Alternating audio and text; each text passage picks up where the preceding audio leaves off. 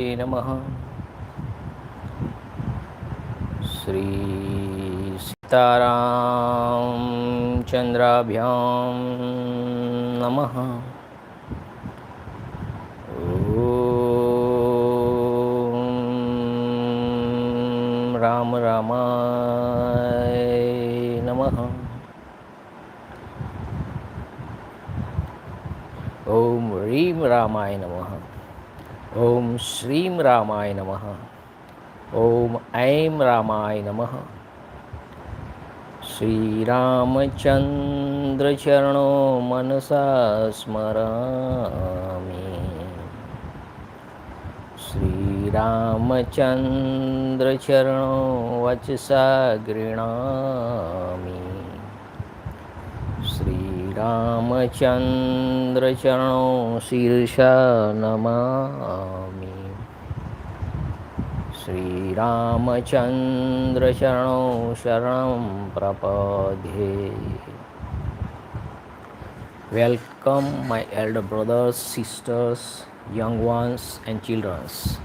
This is original Valmiki-Rāmāyaṇa Rama Katha, narrated by Valmiki Rishi, the glory of Bhagwan Sri Ram.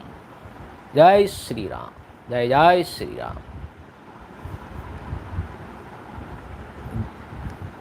Gita Press, Gorakhpur, publication.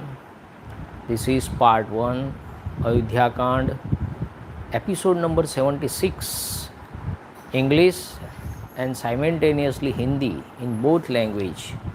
We are going to complete this Ramayana word to word and line by line. I have already completed Valmiki-Rāmāyaṇa in Gujrati. All episodes of Valmiki-Rāmāyaṇa, Gita Press, Gorakhpur, given a link in a description. Already a Hindi link is also in description, and Manusmriti and Ramcharitmanas All India Akashvani Radio publication sung by all famous singers. The link of this Ramcharitmanas is also given in a description.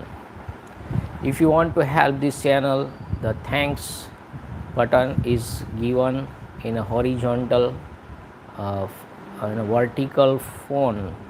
You see the thanks app also, super chat, and you donate anything to Sri Ram Katha.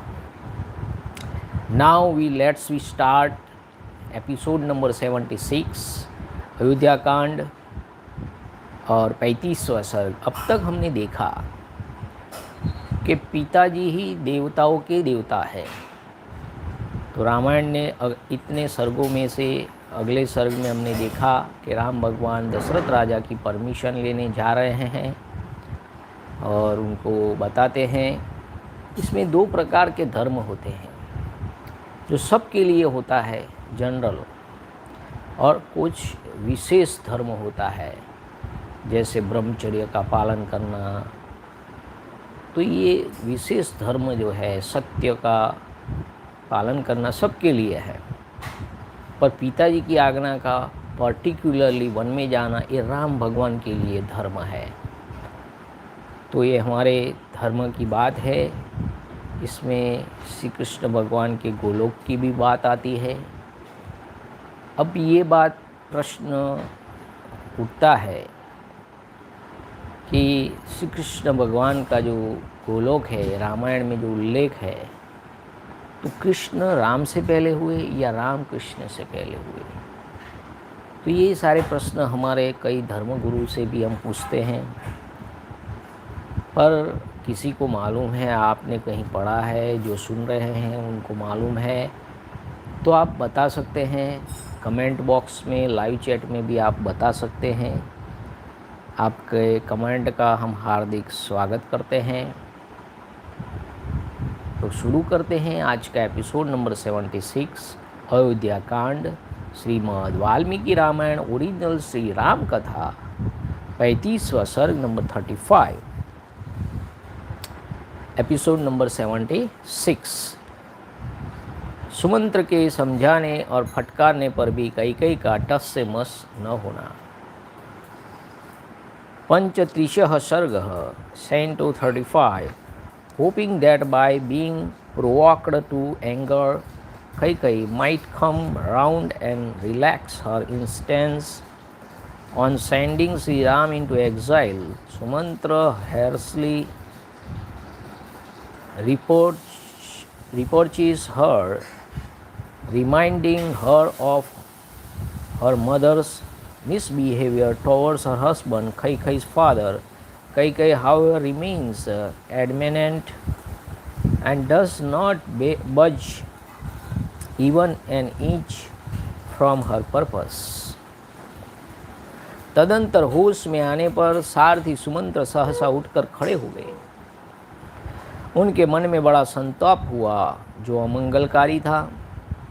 वे क्रोध के मारे कांपने लगे। उनके शरीर और मुख की पहली स्वाभाविक कांति बदल गई। वे क्रोध से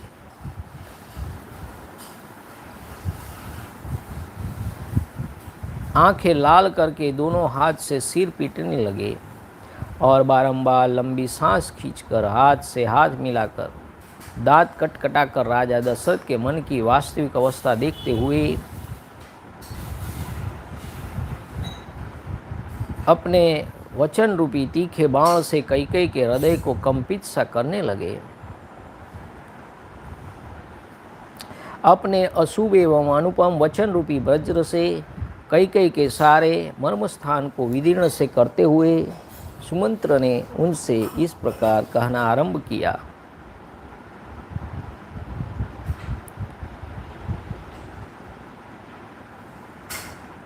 Beating his head all of his sudden and signing again and again, pressing his hand against the other hand and grinding his teeth, turning his eyes crimson with wrath, shedding his former normal color, overwhelmed as he was with anger and suddenly falling a prey to bitter agony. Nay, careful reading the mind of Dashrath, Sumantra spoke as follows, shaking Kaikeyi's heart as it were with sharp arrow in the form of words, and through piercing all her vital with his acrimonious words resembling so many peerless thunderbolts. देवी, जब तुमने संपूर्ण चराचर जगत के स्वामी स्वयं अपने पति महाराज की दशरथ का ही त्याग कर दिया है, तब इस जगत में कोई ऐसा कुकर्म नहीं है जिसे तुम न कर सको। मैं तो समझता हूँ कि तुम पति की हत्या करने वाली तो हो ही, अंतः कुल घातिनी भी हो।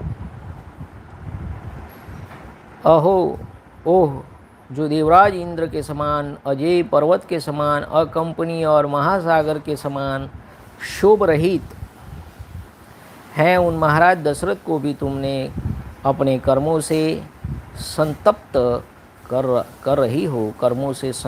कर रही हो। Surely there is nothing on earth most undesirable for you, by whom your husband King Dashrath himself, the supporter of the entire creation, both immobile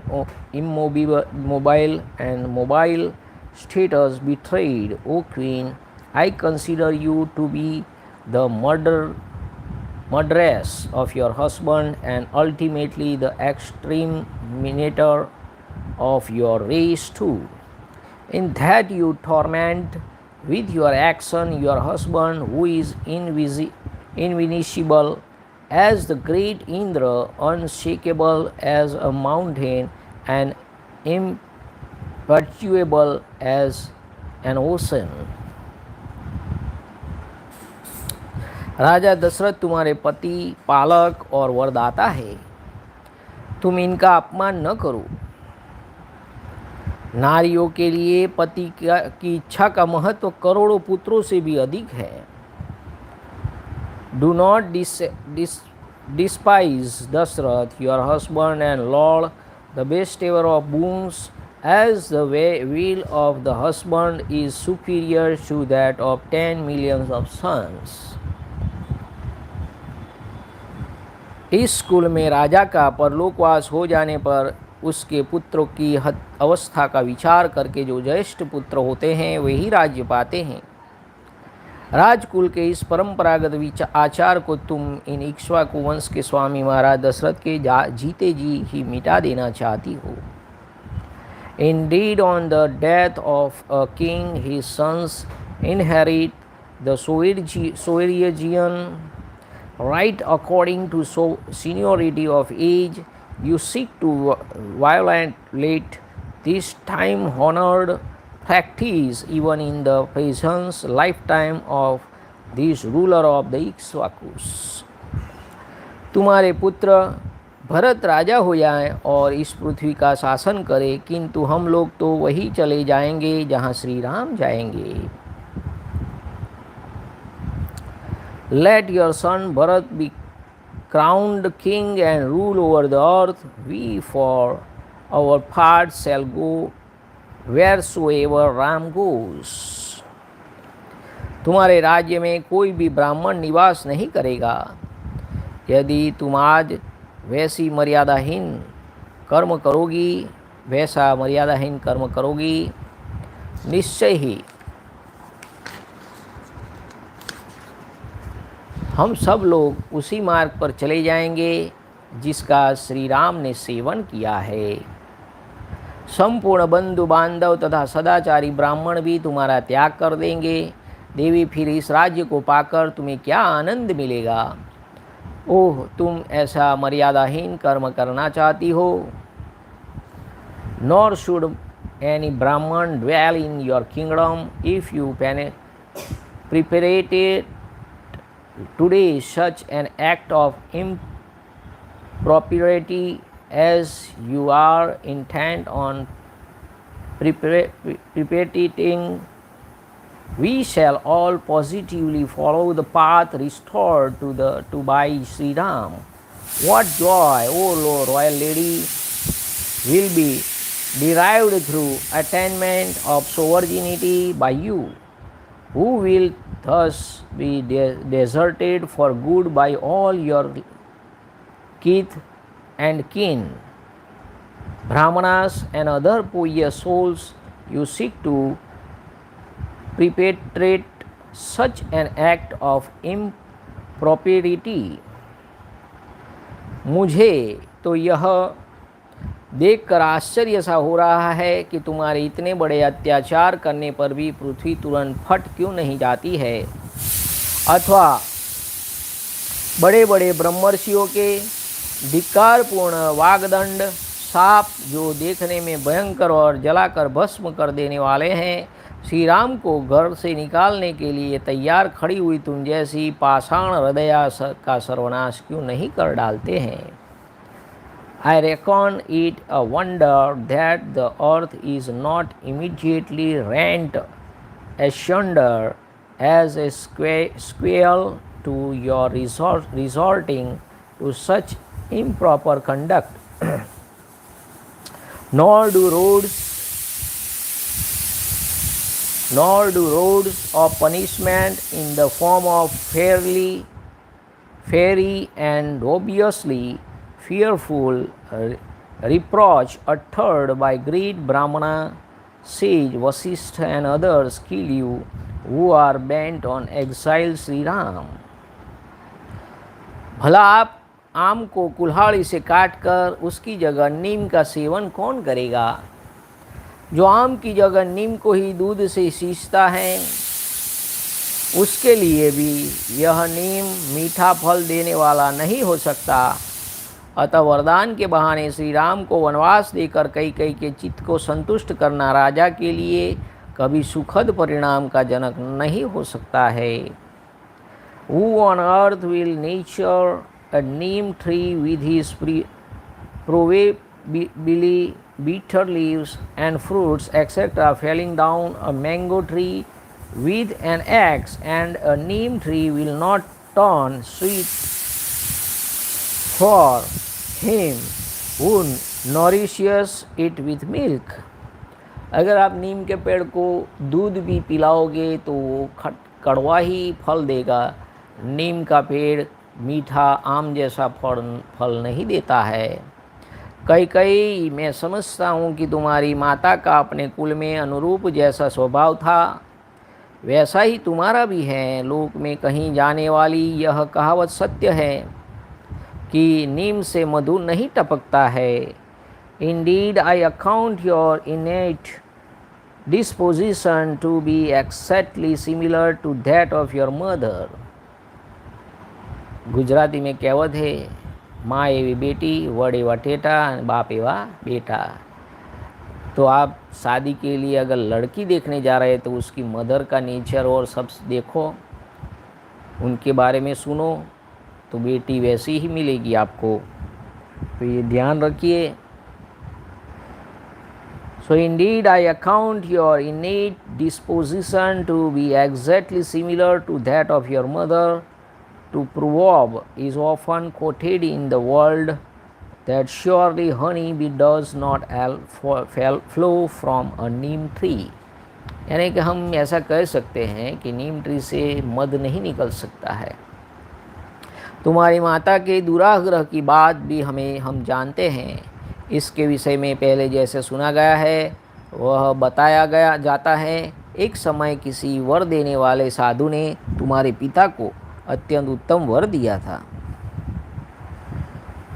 We know as heard of in the past the intentness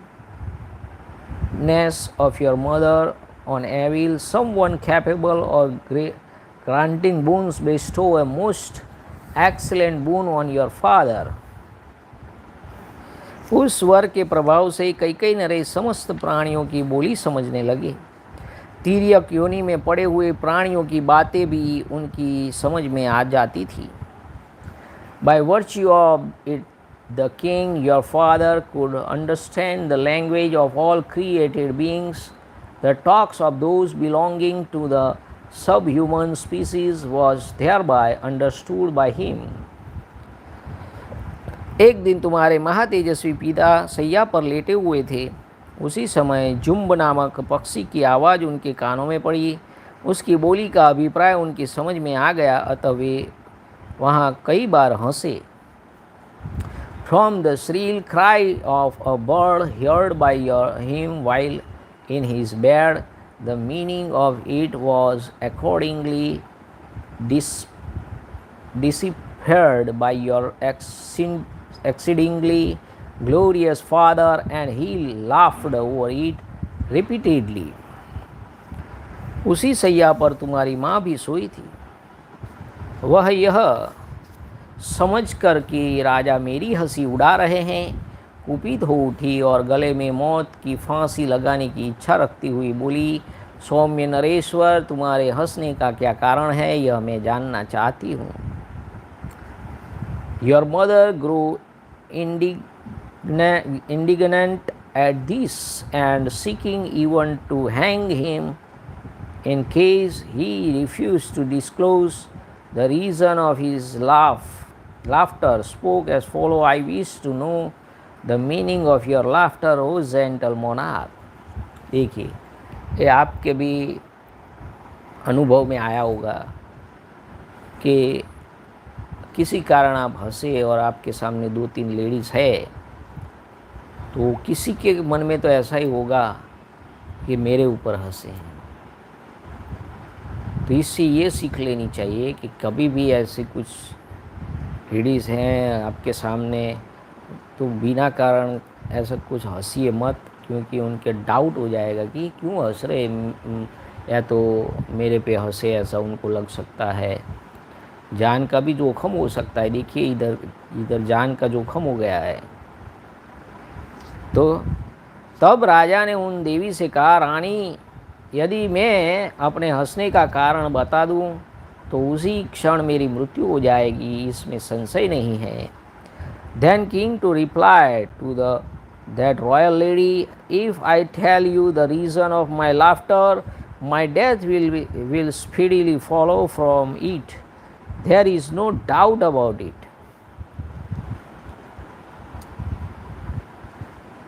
देवी यह सुनकर तुम्हारी रानी माता ने तुम्हारे पिता कैकेयी राज से फिर कहा, तुम जाओ, जियो या मरो, मुझे कारण बता दो। भविष्य में तुम फिर मेरी हंसी नहीं उड़ा सकोगे। यानी कि कैकेयी के मदर को ऐसा लगा कि इन्होंने मेरी हंसी उड़ाते हुए हंसे हैं। योर मदर, यानी कि negative thinking. Your mother then said to your father, the ruler of the Kaikais, live or die as you will. In any case, tell me the reason of your laughter, then alone shall I be satisfied that you shall not laugh at me hereafter. अपनी प्यारी रानी के कहने पर कैकेयी नरेश ने उस वर देने वाले साधु के पास जाकर सारा समाचार ठीक ठीक कह सुनाया। Told thus by his beloved consort, the seed king of the Kaikai, for his part, correctly reported the matter to the sage who had bestowed the boon on him. तब उस वर देने वाले साधु ने राजा को उत्तर दिया, महाराज, रानी मरे या घर से निकल जाए, तुम कदापि यह बात उसे न बताना। Thereupon the holy man who had bestowed the boon on him replied to the king, let her die or depart from your house for her parents' home.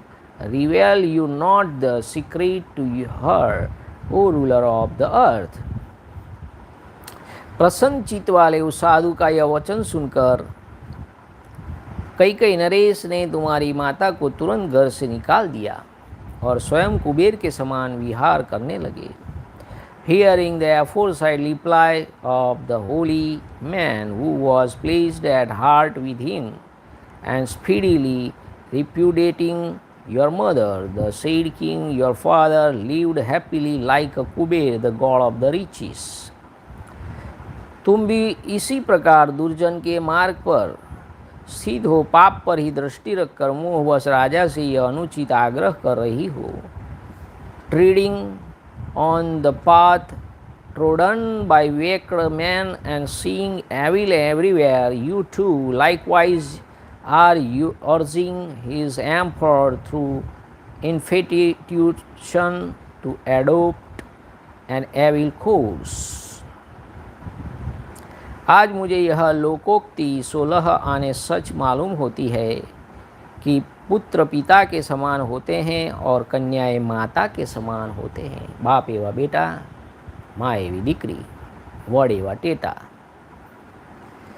Nay, the popular saying on this subject that males take after their father and females after their mother appears to me as true. तुम ऐसी न बनो, इस लोकोक्ति को अपने जीवन में चरितार्थ न करो। राजा ने जो कुछ कहा है उसे स्वीकार करो। श्री राम का अभिषेक होने दो, अपने पति की इच्छा का अनुसरण करो। इस जन समुदाय को यहाँ शरण देने वाली बनो। Do not follow the ways of your mothers and accept that which the emperor enjoins on you. Following the will of your husband, be a protectress to these people here. पाप पूर्ण विचार कर रखने वाले लोगों के बहकावे में आकर, यानी मंत्रा, तुम देवराज इंद्र के तुल्य तेजस्वी अपने लोक प्रतिपालक स्वामी को अनुचित कर्म में न लगाओ। Do not as incited by the wicked constrain your husband, who is at the same time the protector of the world and viewed in splendor with Indra, to adopt an improper course of conduct. देवी कमलनयन श्रीमान राजा दशरथ पाप से दूर रहते हैं, वे अपनी प्रतिज्ञा झूठी नहीं करते हैं। The glorious and lotus-eyed king Dashrath, who is free from sin, would not believe the promise made by him to you, O royal lady. Shri Ramchandra ji अपने भाइयों में ज्येष्ठ, उदार, कर्मठ, स्वधर्म के पालक जीव जगत के रक्षक और बलवान हैं, इनका इस राज्य पर अभिषेक होने दो।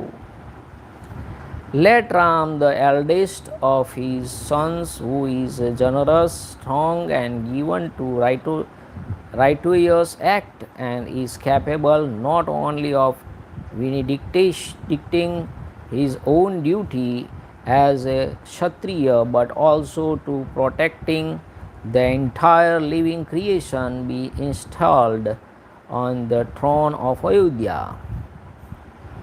देवी, यदि श्री राम अपने पिता राजा दशरथ को छोड़कर वन को चले जाएंगे तो संसार में तुम्हारी बड़ी निंदा होगी।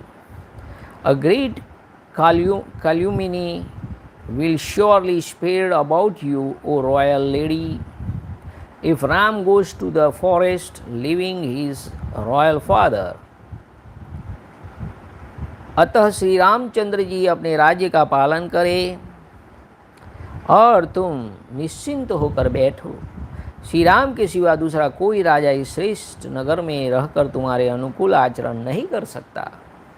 Let Sri Ram, a season of Raghu, protect his own kingdom and be you free from anxiety. Ruling over Ayodhya, the foremost of cities, no king other than Sri Ram will be favorably disposed to you. Shri Ram के युवराज पद पर प्रतिष्ठित हो जाने के बाद महाधनुर्धर राजा दशरथ पूर्वज के वृतांत का स्मरण करके स्वयं वन में प्रवेश करेंगे। Bearing in mind the conduct of his forebears, the king Dashrath, who wields as a mighty bow, will surely retire to the forest in event of Sri Ram being installed in the office of Prince Regent. इस प्रकार सुमंत्र ने हाथ जोड़कर कैकेयी को उस राजभवन में सांत्वनापूर्ण तथा तीखे वचनों से भी बारंबार विचलित करने की चेष्टा की, किंतु वह टस से मस न हुई। देवी कैकेयी के मन में न तो क्षोभ हुआ और न दुख। उस समय उसके चेहरे में रंग में भी कोई फर्क पड़ता नहीं दिखाई दिया। In this way, with folded hands, Sumantra, for his part, violently shocked Kaikeyi with pungent remarks as well as with kind words in the king's court. The said queen, however, was neither excited nor agonized, nor was any change observed at that time in the color of her face. इस प्रकार श्री वाल्मीकि निर्मित आर्ष रामायण आदि काव्य के अयोध्या कांड में 35वां सर्ग पूरा हुआ। इतिहास श्रीमद् रामायणे वाल्मीकि आदि काव्ये अयोध्या कांडे 35 सर्ग। Thus end Canto 35 in the Ayodhyakand of the glorious Ramayana of the Valmiki, the work of the Rishi and the oldest epic. Jai Sri Ram. 36वां सर्ग number 36।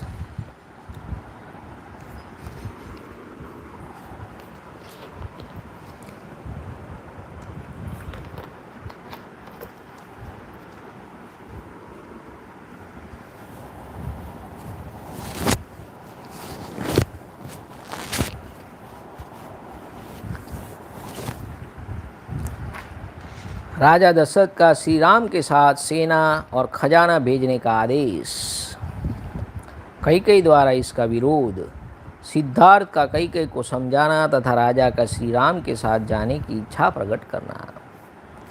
Dasharath instruct Sumantra to take detachment of the army and the exchequer along with Sri Ram, to which Kaikeyi objects and insists on his being sent into exile without any resource of the analogy of Asmanja, son of the king forefather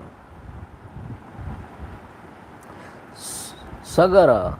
Another minister of the king, Siddhartha by name, who was present there, opposed Kaikeyi and urged that the analogy of Asmanja, who was a reserve layer could not be applied in the case of Sri Ram, who possessed an ideal character and deserved in every way to be installed in the office of the Prince Regent. In event of Kaikeyi vetoing the proposal, the king threatens to accompany the heir apartment.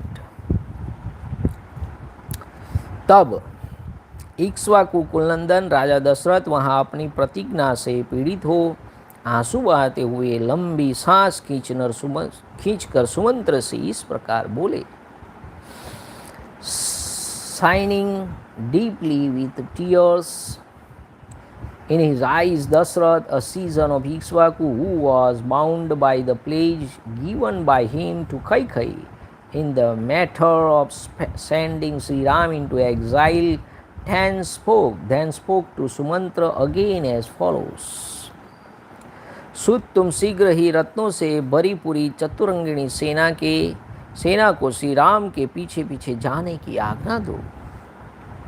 Let a detachment consisting of all the four limbs of the army and richly provided with jewels to detailed at once to accompany Sri Ram, a son of Raghu, O Sumantra. रूप से आजीविका चलाने और सरस वचन बोलने वाली स्त्रियां तथा महाधनी एवं विक्रय योग्य द्रव्यों का प्रसारण करने में कुशल वैश्य राजकुमार श्री राम की सेनाओं को सुशोभित करे.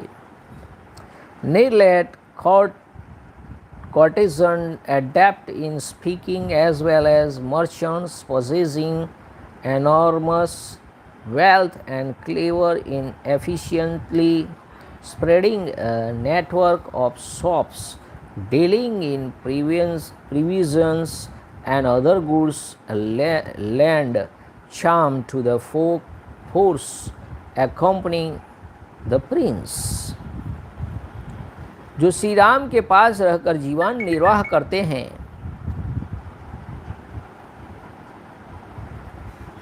तथा जिन महलों से उनका पराक्रम देखकर प्रसन्न रहते हैं, उन सबको अनेक प्रकार का धन देकर उन्हें भी इनके साथ ही जाने की आज्ञा दे दो. Further tell off in his service those restless too who depend on him and in whom he take delight by testing their comparative strength, bestowing various gifts on them.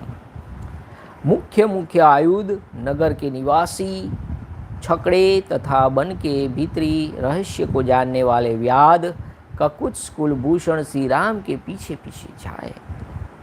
Let the principal weapons, courtiers and well-bred men, bullock cart too, as well as hunter knowing the secrets of forest, accompany Ram, a season of Kakutsa. वे रास्ते में आए हुए मृग एवं हाथियों को पीछे लौटाते, जंगली मधु का पान करते और नाना प्रकार की नदियों को देखते हुए अपने राज्य का स्मरण नहीं करेंगे.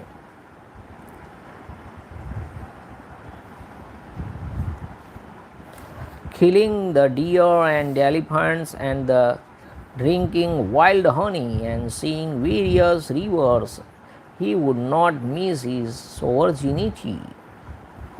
श्री राम निर्जन वन में निवास करने के लिए जा रहे हैं, अतः मेरा खजाना और अन्न भंडार ये दोनों वस्तुएं उनके साथ भेज दी जाए.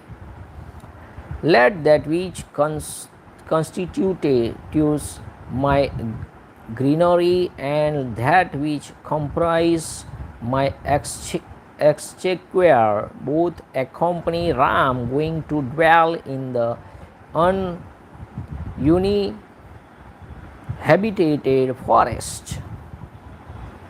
ये वन के पावन प्रदेश में यज्ञ करेंगे, उनमें आचार्य आदि को पर्याप्त दक्षिणा देंगे और ऋषियों से मिलकर वन में सुखपूर्वक रहेंगे. Performing sacrifice in holy regions and bestowing adequate gift on the officiating priest and meeting says to he will live away happily in the forest. यानी उनके साथ सब कुछ भेज दो, सब कुछ मेरा दे दो उनको। महाबाहु भरत अयोध्या का पालन करेंगे और श्रीमान राम को संपूर्ण मनोवांछित भोगों से संपन्न करके यहाँ से भेजा जाए। And the mighty arm Bharat will rule over Ayodhya, let the glorious Ram therefore be sent out with all object of enjoyment. जब महाराजा दशरथ ऐसी बात कहने लगे तब कैकेयी को बड़ा भय हुआ, उनका मुंह सूख गया और उसका स्वर भी रुंध गया। While Dashrath, a season of Kakusa, who was speaking as aforesaid, fear seized Kaikeyi, nay, her mouth to get pressed and voice as well got choked. वह कैकेयी राजकुमारी विषादग्रस्त एवं त्रस्त होकर सूखे मुंह से राजा की ओर मुँह करके बोली। Feeling dejected and dismayed, with her mouth getting pressed and her face turned exclusively towards the king, she replied as follows: हे श्रेष्ठ महाराज, जिसका सार भाग पहले से ही पी लिया गया हो, उस आस्वाद रहित सूरा को जैसे उसका सेवन करने वाले लोग नहीं ग्रहण करते हैं, उसी प्रकार इस धनहीन और सुने राज्य को जो कदापि सेवन करने योग्य नहीं रह जाएगा, भरत कदापि नहीं ग्रहण करेंगे। Bharat will not accept a kingdom that has been stripped of its wealth and resemble wine divested of its spirituous part and which is thus absolutely unenjoyable and unsustainable opoious soul। Kaikeyi लाज छोड़कर जब वह अत्यंत दारुण वचन बोलने लगी, तब राजा दशरथ ने उस विशाल लोचना कैकेयी से इस प्रकार कहा। When Kaikeyi who was thus shamelessly uttering most cruel words, King Dashrath spoke as follows to that lady with large eyes: हे अनार्ये, अहितकारिणी, तू राम को वनवास देने के दुर्वह भार में लगाकर जब मैं उस भार को ढो रहा हूँ, उस अवस्था में क्यों अपने वचनों का चाबुक मारकर मुझे पीड़ा दे रही हो। इस समय जो कार्य तूने आरंभ किया है, अर्थात श्री राम के साथ सेना और सामग्री भेजने में जो प्रतिबंध लगाया है, इसके लिए तूने पहले ही क्यों नहीं प्रार्थना की थी, अर्थात पहले ही यह क्यों नहीं कह दिया था कि श्री राम को अकेले वन में जाना पड़ेगा, इनके साथ सेना आदि सामग्री नहीं जा सकती। Having charged me with the burden which that of sending Ram into exile, which is so hard to bear, O hostile and vulgar woman, why do you lash me while I am carrying it? Why did you not check before while asking the two boons, my laying down that Ram should not be allowed to take anything with him, the proceeding now taken in hand of sending troops etc. with Ram? तो पहले कहना चाहिए ना तुमको कि राम को अकेले जाना पड़ेगा, कुछ साथ में नहीं ले जा सकते हैं। राजा का यह क्रोध युक्त वचन सुनकर सुंदरी कैकेयी उनकी अपेक्षा दूना क्रोध करके उनसे इस प्रकार बोली। डबली इंसेंस्ड to hear the angry word of Dashrath, Kaikeyi, the lovely woman, replied to king as follows: महाराज, आपके ही वंश में पहले राजा सगर हो गए हैं, जिन्होंने अपने ज्येष्ठ पुत्र अस्मंज को निकालकर उसके लिए राज्य का दरवाज़ा सदा के लिए बंद कर दिया था। इसी तरह इनको भी यहाँ से निकाल निकल जाना चाहिए। In your very dynasty, Emperor Sagar cast away his eldest son, known by the name of Asmanja. Ram too should depart, likewise without anything to depend upon. इसके ऐसा कहने पर राजा दशरथ ने कहा, धिक्कार है। वहाँ जितने लोग बैठे थे सभी लाज से गड़ गए, किंतु कई अपने कथन के अनौचित्य को अथवा राजा द्वारा दिए गए धिक्कार के औचित्य को नहीं समझ सकी। Spoken to as above, King Dashrath simply said, "Same." Everyone present there too felt ashamed. She, however, did not mind it. उस समय वहाँ राजा के प्रधान और वयोवृद्ध मंत्री सिद्धार्थ बैठे थे। वे बड़े ही शुद्ध स्वभाव वाले और राजा के विशेष आदरणीय थे। उन्होंने कई से इस प्रकार कहा, On that occasion, the aged and upright chief minister Siddharth by name, who was highly esteemed by the king,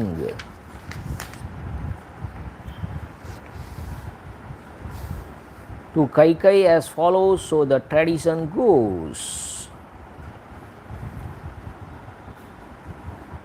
देवी असमंज बड़ी दुष्ट बुद्धि का राजकुमार था। वह मार्ग पर खेलते हुए बालकों को पकड़ कर सरयू के जल में फेंक देता था और ऐसे ही कार्यों से अपना मनोरंजन करता था। Catching hold of children playing in the street, Asmanja just used to throw them into the water of the Sarayu, and the evil-minded fellow took delight in it. उसको इसमें आनंद आता था। उसकी यह करतूत देखकर सभी नगर निवासी कुपित हो राजा के पास जाकर बोले, राष्ट्र की वृद्धि करने वाले महाराज, या तो आप अकेले असमंज को लेकर रहिए या इन्हें निकाल कर हमें इस नगर में रहने दीजिए। Enraged to see that murderous prank of the crown prince, all the citizens submitted to the king. Keep yourself, Asmanja, alone, allowing us to leave the city, or preserve us, sending away the prince, O promoter of the state. तब राजा ने उनसे पूछा, तुम्हें असमंज से किस कारण भय हुआ है? राजा के पूछने पर उन प्रजाजनों ने यह बात कही। Thereupon the king said to them, What is the occasion for his fear? Duly interrogated by the king, those people to reply to the king.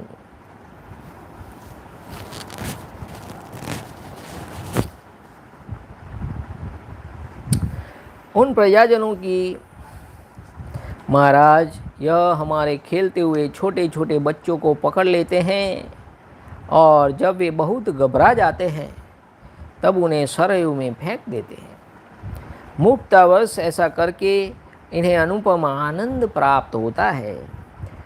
He experienced incomparable joy while throwing through folly in the Sarayu, our juvenile sons playing in an excited state of mind. उन प्रजाजनों की वह बात सुनकर राजा सगर ने उनका प्रिय करने की इच्छा से अपने उस अहितकारक दुष्ट पुत्र को त्याग दिया। Hearing the complaint of those people, the said king abandoned his son, malevolent to his subject, with intent to oblige them.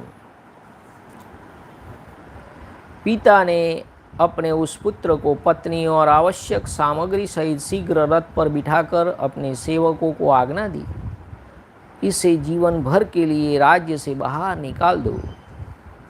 Quickly placing him along with his wife and accessories, a spade, basket, and so on, necessary adjunct to a forest life, he instructed those in authority in the following words: he should be exiled for life. असमंज ने फाल और पिटारी लेकर पर्वतों की दुर्गम गुफाओं को ही अपने निवास के योग्य देखा और कंद आदि लिए संपूर्ण दिशाओं में विचरने लगा। वह जैसा कि बताया गया है पापाचारी था, इसलिए परम धार्मिक राजा सगर ने उसको त्याग दिया था। श्री राम ने ऐसा कौन सा अपराध किया है जिसके कारण इन्हें इस तरह राज्य पाने से रोका जा रहा है?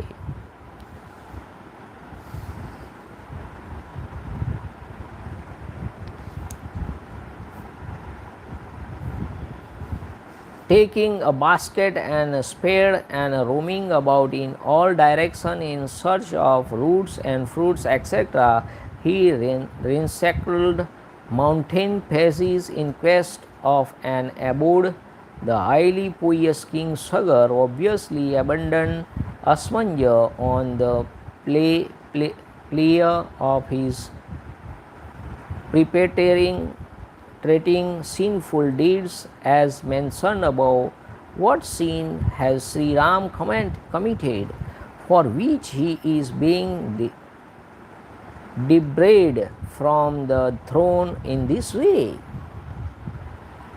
हम लोग तो श्री रामचंद्र जी में कोई अवगुण नहीं देखते हैं। शुक्ल पक्ष की द्वितीया के चंद्रमा के मलिनता का दर्शन दुर्लभ है, उसी प्रकार इनमें कोई पाप या अपराध ढूंढने से भी नहीं मिल सकता है। Surely we do not detect any fault in the Sri Ram, a season of Raghu. It is as difficult to find a taint in him as in the new moon. अथवा देवी, यदि तुम्हें श्री रामचंद्र जी में कोई दोष दिखाई देता हो तो आज उसे ठीक ठीक बताओ। उस दिशा में श्री राम को निकाल दिया जा सकता है। Or if you perceive any fault in Sri Ram or season of Raghu, O Queen, please point it out correctly today, then Sri Ram will be sent into exile. जिसमें कोई दुष्टता नहीं है, जो सदा सन्मार्ग में ही स्थित है, ऐसे पुरुष का त्याग धर्म से विरुद्ध माना जाता है। ऐसा धर्म विरोधी कर्म तो इंद्र के भी तेज को दग्ध कर देगा।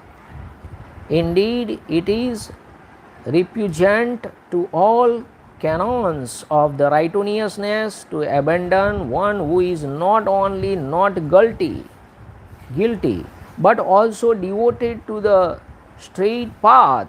It would destroy the splendor even of Indra, the ruler of gods. अतः हे देवी, श्री रामचंद्र जी के राज्याभिषेक में विघ्न डालने से तुम्हें कोई लाभ नहीं होगा। सुभान ने तुम्हें लोक निंदा से भी बचने की चेष्टा करनी चाहिए। Therefore, O Queen, it is no use your withholding the royal fortune of Sri Ram.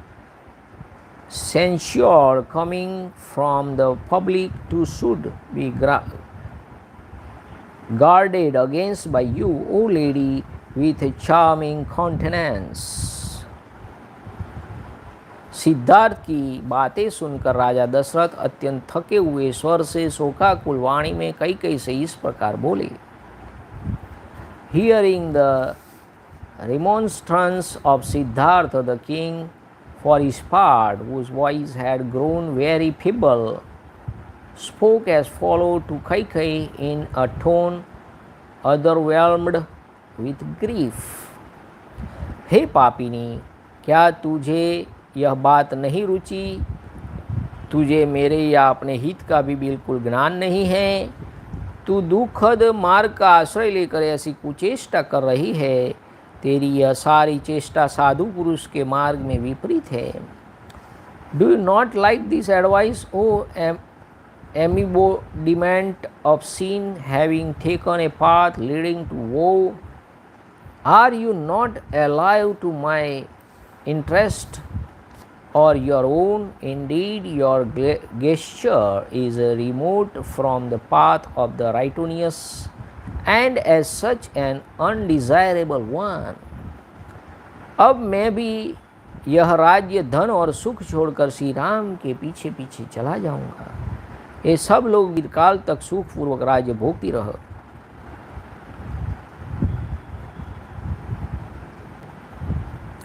अब मैं भी यह राज्य और धन सुख छोड़कर श्री राम के पीछे पीछे चला जाऊंगा। ये सब लोग भी उन्हीं के साथ जाएंगे। वो अकेली राजा भरत के साथ चिरकाल तक सुखपूर्वक राज्य भोगती रह। Abandoning the kindly state, bodily comfort and wealth, I shall follow Ram to the forest today, as also all the people of the Ayodhya rule you the kingdom happily for long with Bharat. इस प्रकार श्री वाल्मीकि निर्मित आर्ष रामायण आदि काव्य के अयोध्या कांड में 36वां सर्ग पूरा हुआ। इतिहास से श्रीमद् रामायणे वाल्मीकि आदि काव्य अयोध्या कांडे 36 सर्ग। Thus end Canto 36 in the Ayodhyakand of the glorious Ramayana of Valmiki, the work of the Rishi and the oldest epic. जय श्री राम। नमः पार्वती पते हर हर महादेव हर। ओम नमो रामचंद्राय नमः। श्री सीताराम चंद्राभ्याम नमः। ओम राम रामाय नमः। हरे राम राम राम हरे हरे, हरे कृष्ण कृष्ण कृष्ण हरे हरे, हरे राम राम राम हरे हरे, हरे कृष्ण कृष्ण कृष्ण हरे हरे, हरे राम राम राम हरे हरे, हरे कृष्ण कृष्ण कृष्ण हरे हरे, हरे राम राम राम हरे हरे, हरे कृष्ण कृष्ण कृष्ण हरे हरे, हरे राम राम राम हरे हरे, हरे कृष्ण कृष्ण कृष्ण हरे हरे।